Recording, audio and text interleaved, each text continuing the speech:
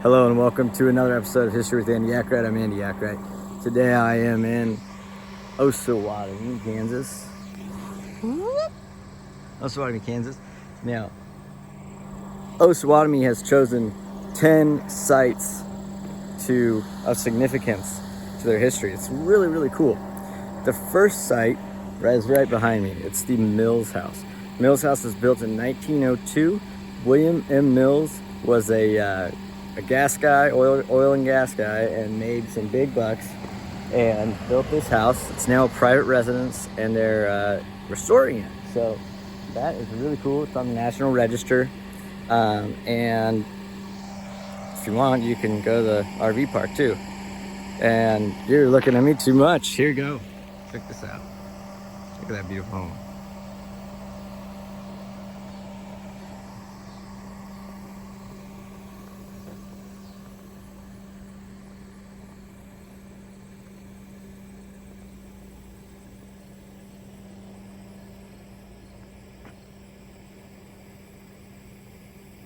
So, William M. Mills, 1902, the Mills home.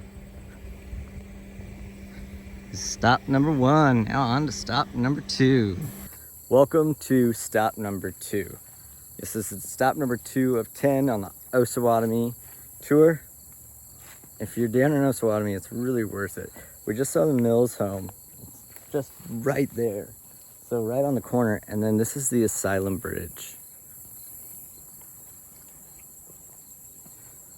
So they say it's an unusual bridge because it's a reverse pin truss bridge. And it looks unusual. And they call it the Asylum Bridge because it connects the community to the state mental hospital on the other side. And obviously, they don't want you getting in there. That water down there, I believe, would be the Marie de Seine massacre. Marie de Seine. So yeah, got it locked up tight. Love that. Very interesting. It was built in 1905. I don't know what it says up there.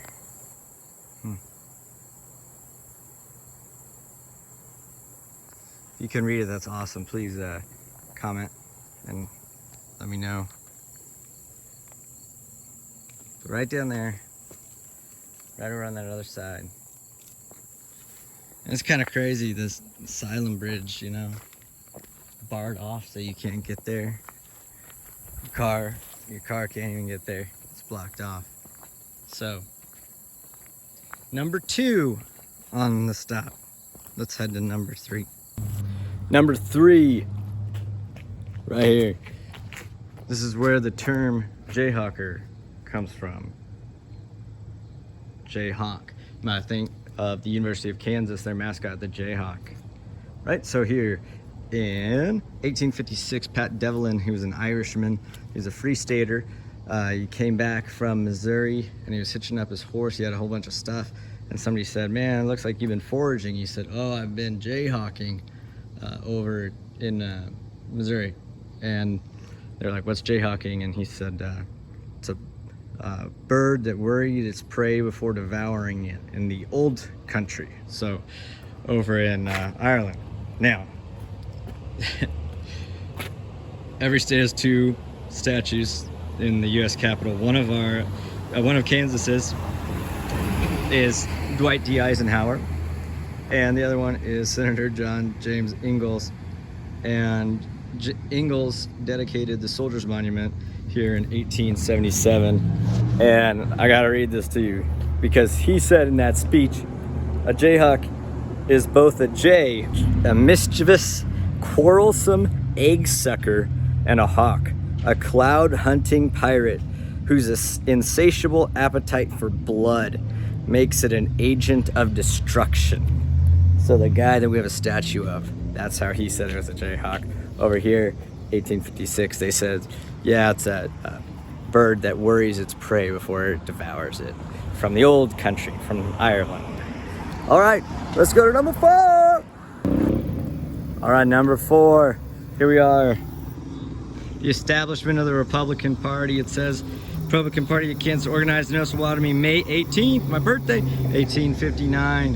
Horace Greeley addressed 5,000 at Osage Valley Hotel located here. All right, so right here, and he was the first Republican Party official elected. So Republican Party officially established in Osawatomie here in Kansas for Republican Party in Kansas, established in Osawatomie right here, number 4. Let's go to number 5. Number 5, here we are. Osawatomie History Museum and Mopac Railroad Depot Museum. This is, they redid a Union Pacific Depot back like it would be in the days. Now, this whole town was pretty much destroyed during fighting with John Brown and such, but you can have your opinion on that. Let's see. So, this museum houses a lot of artifacts from back in the day. There is the John Brown Museum, John Brown's cabin as well. So, you can see that. So, here we are, planning another celebration in 2021, and I swear, I think this is true. There are more loud cars and more loud motorcycles in Osawatomie, Kansas than anywhere else I have ever been in my life, like including New York City. All right, let's see. All right. Now, when we're talking about the Railroad Museum, we're going back here.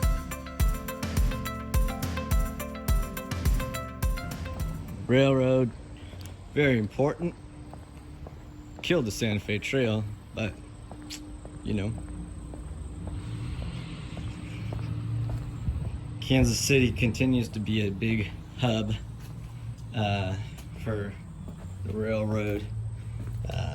Kansas City, Kansas, there are a lot of them right there. As you can see on the walls, there's pictures of the railroads and some benches from where the people would have been sitting. Made possible by Gordon Schrader. Thank you, Gordon. Let's see what we got in here. All right. How about this one?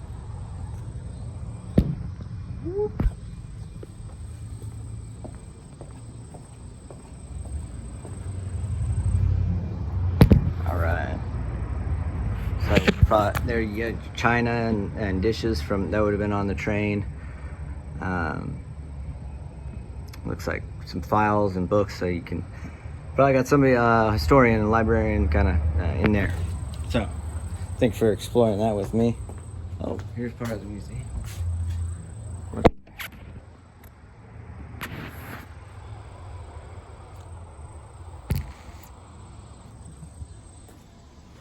And you have the Osawatomie History Museum. Sweet spot for a selfie. Here we go. 5, History Museum. Let's go to number 6. Welcome back. Number 6, Dollar General. Just kidding. Number 6, Old Stone Church. Old Stone Church, built by Reverend Samuel Adair. He started it in the 1850s, finished it in 1861, dedicated on July 14th. Brother-in-law of John Brown, the abolitionist. Now, well, that'll come into the picture later. That's John Brown. That is that's from a painting in the Capitol, and the Kansas State Capitol.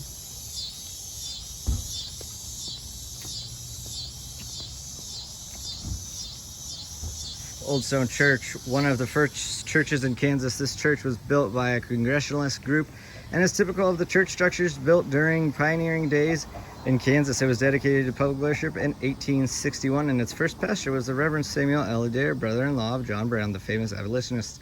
Ad astra per aspera, that is our state motto in Kansas: to the stars through difficulty. Take a look. Very basic, but what do you need? Do you even need walls? Do you even need a ceiling to praise God? Whatever your beliefs are, this is still the Old Stone Church. So, pretty cool. Pretty cool. And you see these stars here? Those are just for decoration. It's actually beams that would go straight through all the way to hold it on, but instead of having just beams sticking out, they'd put those on. So Old Stone Church, number 6. Let's go to number 7. All right, it's getting kind of dark, so the flash just went on. We're here at number 7, the land office, just down the street from the Old Stone Church. Original, right there. Built in 1854, now a tourist information center, open in the summer. Here we go. Now, this marker, the Osawatomie Trail of Death. So the Osawatomie Native Americans were forced down from Indiana, and they came all the way down here. And there is a marker in Paola, in the town square, and here, Osawatomie. Okay, Osawatomie, here we go. John Brown country. Osawatomie, the name derives from a combination of Osage and Potawatomi, was settled in 1854 by Free State families from the Ohio Valley and New England. John Brown, soon to become famous or infamous for his militant abolitionism, joined 5 of his sons at their homes near the new town in October 1855. By the spring of 1856, local defiance of pro-slavery laws and officials was so notorious that 170 Missourians, quote-unquote, punished the area by looting Osawatomie. Now, Kansas-Nebraska Act, make 2 states, or make 2 territories, right?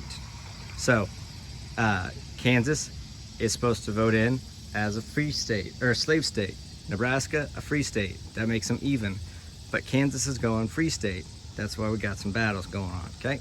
So, they looted Osawatomie. 2 months later, Free State men destroyed a nearby pro-slavery camp. On August 30th occurred the Second Battle of Osawatomie, in which a pro-slavery force of 400 drove out the defenders. Only 40 men were defending it, led by John Brown, and then plundered and burned the town. So on August 30th, the pro-slavery men burned down Osawatomie. Among those killed that day was Brown's son, Frederick. At the John Brown Memorial Park in Osawatomie is the cabin of the Reverend Samuel Adair, the one who built the church, Brown's brother-in-law, with whom he often stayed. The Republican Party of Kansas was organized at Osawatomie in May 1859, as we've already heard, with Horace Greeley, famous editor of the New York Tribune, as the convention's principal speaker. And there's the first land office, right? So John Brown is out here, and he would stay at his brother-in-law's. He would normally stay like up in the loft. When he was hurt, when he was injured, he would stay under the stairs. So he was hiding out there, so nobody would find him, because he killed some people, right? So he went over there, killed some people who were pro-slavery, and because he was the leader pretty much of the Free Staters, or the anti-slavery guys, they wanted his head. So he was staying there until his sister kicked his butt out. They still have a lot of his stuff there, including, this is odd, an organ piano that was played, I think by his daughter, at his funeral, but definitely the organ piano that was played at his funeral at the John Brown cabin, so which was Reverend Samuel Adair's cabin. All right, that was 7. Let's go to 8. All right, here we are, number 8. The Creamery Bridge. Creamery Bridge, built in 1930, is a marsh arch. It's actually built by a guy named Marsh, James Marsh, I believe. It's a triple span structure over the Murray-Descent River, and I do apologize if I am butchering that name. A similar bridge spans the Potawatomi Creek south of town on 6th Street. Both are on the National Register. So, Creamery Bridge here You see the 3 arches here.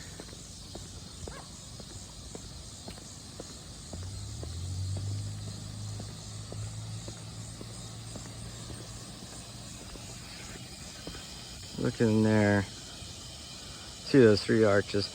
Now the other one on the other side has 3 arches as well.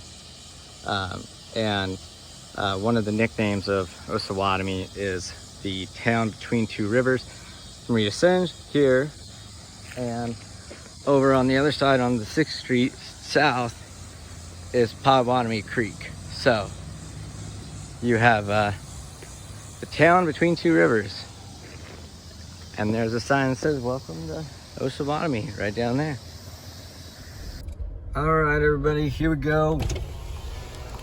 On number 8, just another one. You see those 3 arches, 1, 2, the river down there, 3.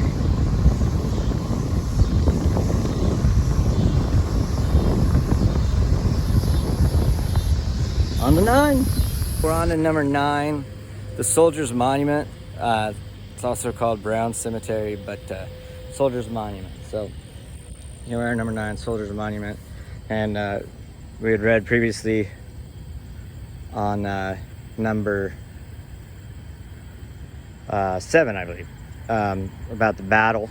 It says, this is erected in honor of the 5 men killed in the Battle of Osawatomie on August 30th, 1856, dedicated August 30th, 1877. And earlier it was the Jayhawkers and Senator Ingalls, and he was the one who said they were bloodthirsty and all that. Well, this was at the dedication of this. Now it's property of City of Osawatomie.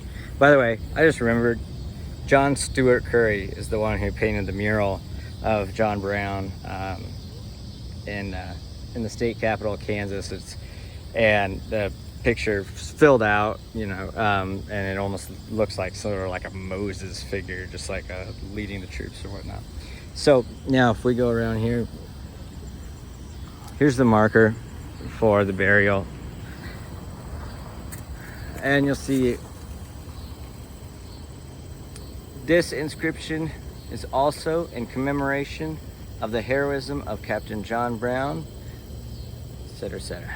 Right? But John Brown is not buried here because he didn't die here. And he's actually buried in North Elba, New York. North Elba, New York. Okay? But you see his son here. Frederick Brown, he was 26.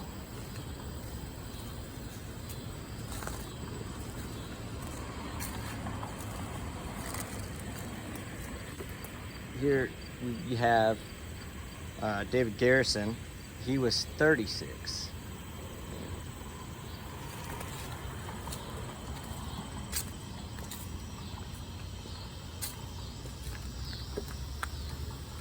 And here we have Theron Powers. He was 24. And it looks like, well, we should have a George Partridge. George Partridge, he was 29. So, George Partridge here. Perhaps down there.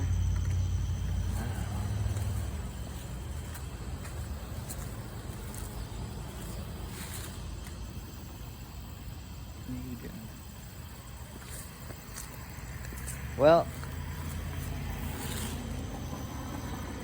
I have to figure out with all these weeds. Now, there were 5, right? And I just said 4. Charles Kaiser was the 5th one. His body was never found. So, never found. Which probably meant that they took it. So, so 400 men came over against 40. Only 5 died. But they burnt down the town. And there's John Brown going back to his sister and his brother-in-law's cabin, while his town Osawatomie decimated. That's number 9, the Soldiers Monument. Sorry for the bummer, but that's what they say. So there was a massacre at Marie de Singe, and that was John Brown went over and killed 5 pro-slavery guys, and this was revenge. So big time revenge. All right, number 10. Welcome back. Through the magic of Hollywood, Kansas, I've now made it daylight. So, I'm at spot number 10. Happens to be on 10th Street, 10th and Main. John Brown Memorial Park.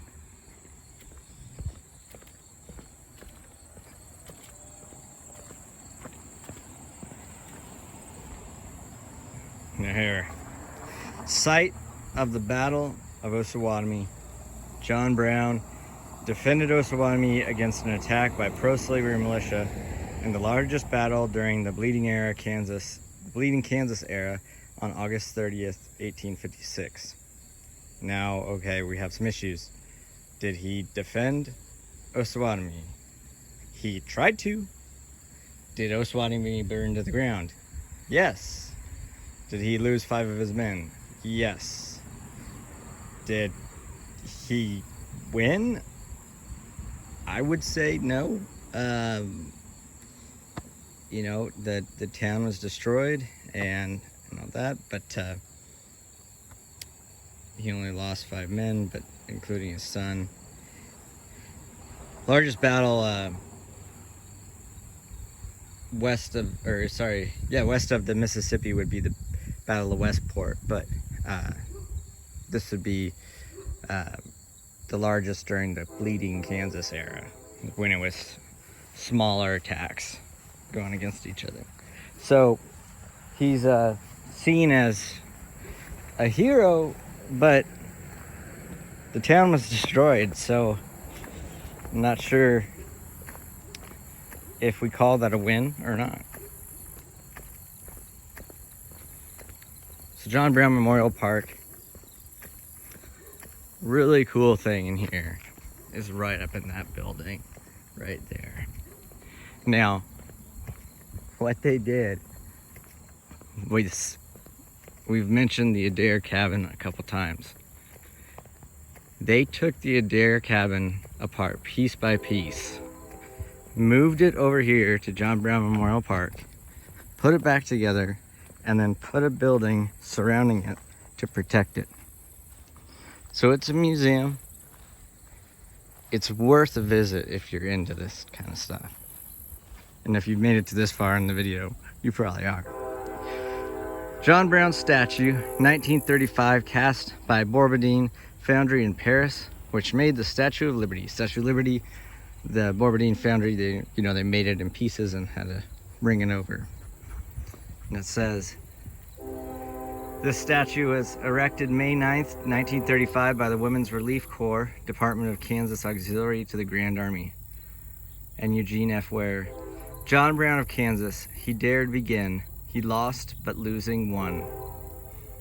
So what they're saying is, yes, he might have lost the battle, but in the end, the Union won the war.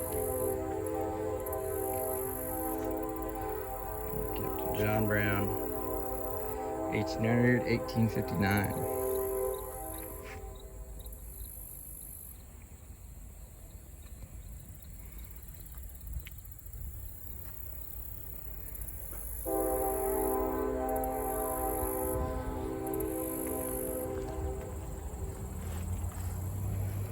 Now, throughout this park, they also have the history of the battle, because a lot of it happened here. So you see, the Battle of Osawatomie was fought on this site the morning, August 30th, 1856. John Brown led a force of about 30 Free State guerrilla fighters in battle against John Reed and 250 pro-slavery militiamen.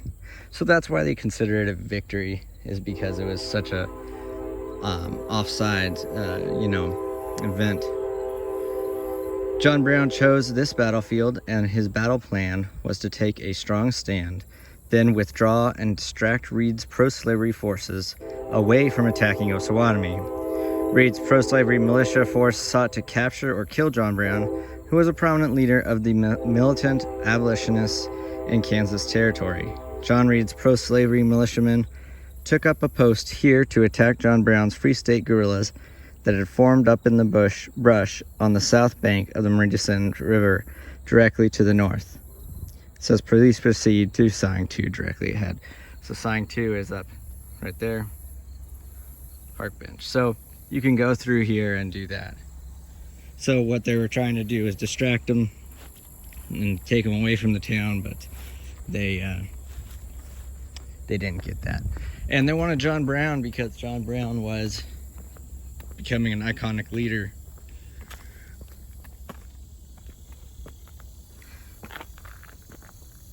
Again, the Women's Relief Corps, dedicated to the Grand Army of the Republic, presented to the state of Kansas from Memorial Park, John Brown Battleground.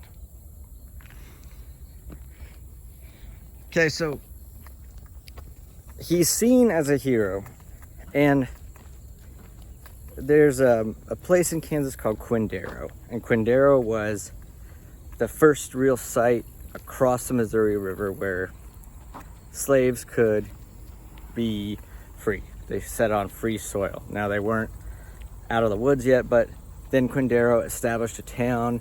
They had their own newspaper, they had hotels, all that, and now it's actually starting to be restored and protected by the government. Because they do have the ruins of that town. There's also Nicodemus, which is a town of all African Americans in Kansas, and they have protected that as well, of what they could of the history. But the Quidaro site, at the very beginning, you see a statue of John Brown. So they see John Brown as somebody who fought for them and fought for the rights. Even though he lost, he was still there willing to put his life on the line. So this is the Adair Cabin State Historic Site. In the spring of 1855, abolitionists Samuel and Florella Adair and their children, Charles and Emma, occupied the cabin inside this shelter building. That same year, Florella's half-brother, John Brown, and 5 of his sons settled near Osawatomie. Both the Adairs and the Browns became intensively engaged in the conflict known as Bleeding Kansas. You will learn more about the stories of these people inside as you enjoy period settings showing many Adair family pieces. You will also encounter dramatic audio narratives in the words of the original historical characters and a John Brown in Kansas gallery featuring exhibits featuring frontier life, Bleeding Kansas, in the Adair Cabin. Here's the Adair Cabin before construction in the stone pavilion in 1928. So inside this guy, we're gonna see Gettysburg Address here.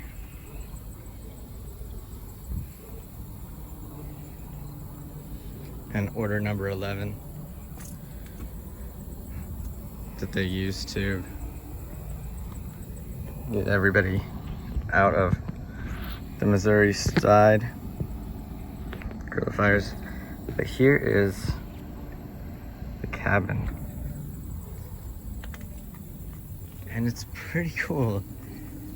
You can see here, the corner of it, that they built this building right around it. Now, the last time I was here, there was only one gentleman working, of course, but he was so knowledgeable. Now, right here, if you can see, right behind here, there's a stairway that goes up to a loft.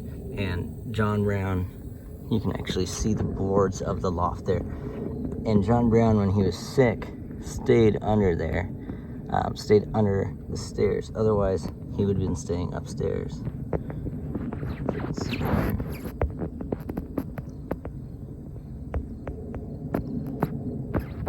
You see artifacts from the time inside the cabin there. So if you're ever around, Osawatomie, it's worth a stop.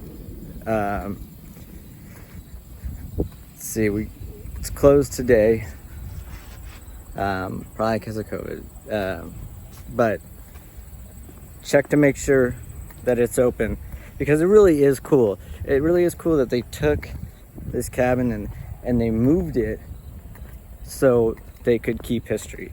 And Osawatomie, even though history wasn't great,